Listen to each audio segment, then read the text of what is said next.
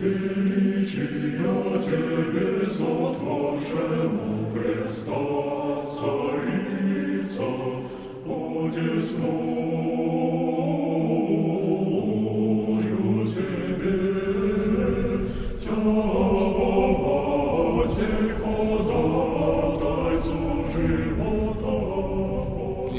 produite avec une éolienne est une énergie tout à fait propre, une énergie verte.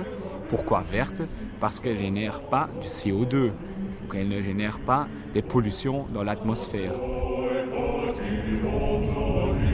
Nous voilà sur un site éolien à Aix-la-Chapelle.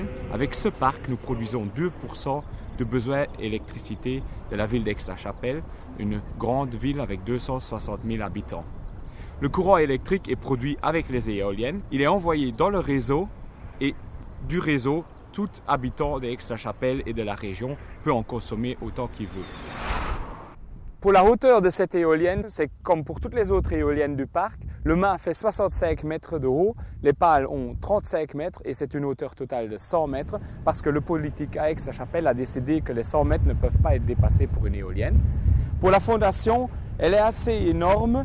Au milieu, elle est à 2,50 mètres en profondeur et sur le côté à 1,80 m. Évidemment, cette fondation a le même poids que l'éolienne et elle retient l'éolienne dans la terre.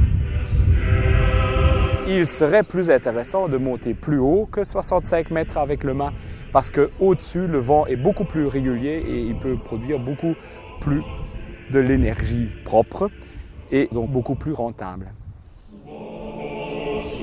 Pour pouvoir installer des éoliennes, ce qui est important, c'est surtout de savoir est-ce qu'il y a du vent.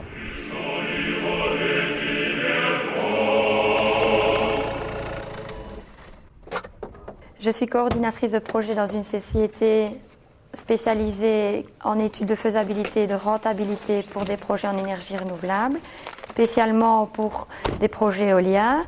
Nous sommes ici sur un site où nous faisons la première étape de l'étude de faisabilité, qui est l'étude des vents. Ça, c'est le système de sauvegarde des mesures. Ici, nous avons les câbles des différents anémomètres qui sont à 3 hauteurs différentes.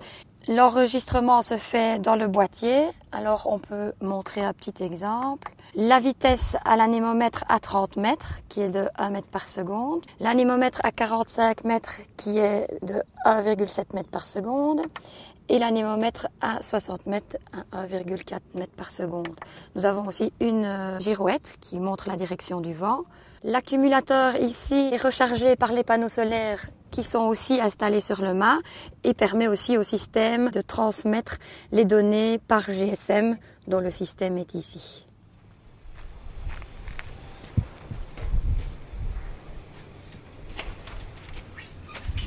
Maintenant, nous allons un peu monter dans la machine pour voir comment l'électricité est produite et envoyée dans le réseau.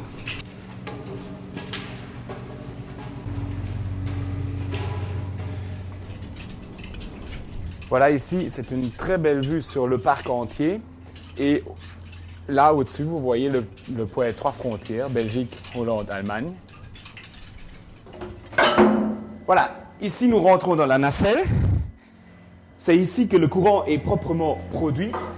Nous avons là le rotor avec les pales qui tournent et le rotor se tourne dans un stator pour produire de l'électricité alternative qui est dans ces armoires-ci tout de suite redressée pour en faire du courant continu qui, lui, est envoyé par des gros câbles à l'intérieur du mât jusqu'au transformateur du bas où il est à nouveau transformé en courant alternatif pour être envoyé dans le réseau de la ville. Nous avons aussi des grands moteurs, 2 de ce côté-là, 2 de ce côté-là, qui servent à tourner l'éolienne dans le vent.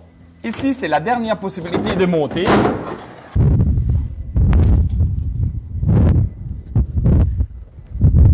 Voilà, ici, nous avons vraiment la belle vue sur toute la région.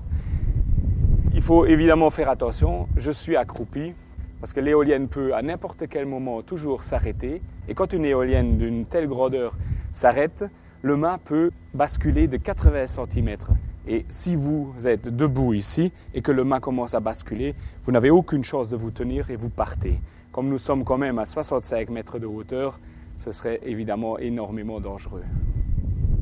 Nous avons au-dessus de l'éolienne une girouette qui sent d'où vient le vent Et quand il remarque que le vent tourne un peu, le moteur se met en marche pour remettre l'éolienne dans le bon vent. En dessous de la girouette, nous avons un anémomètre. L'anémomètre mesure la vitesse du vent parce que l'éolienne, à partir de 3 ou 4 mètres secondes, elle se met dans le vent pour produire de l'électricité. À 25 mètres secondes, les pales sont mis hors du vent, ils sont mis en drapeau pour faire arrêter l'éolienne parce qu'il est trop dangereux de produire de l'électricité à des vitesses de vent supérieures à 25 mètres secondes.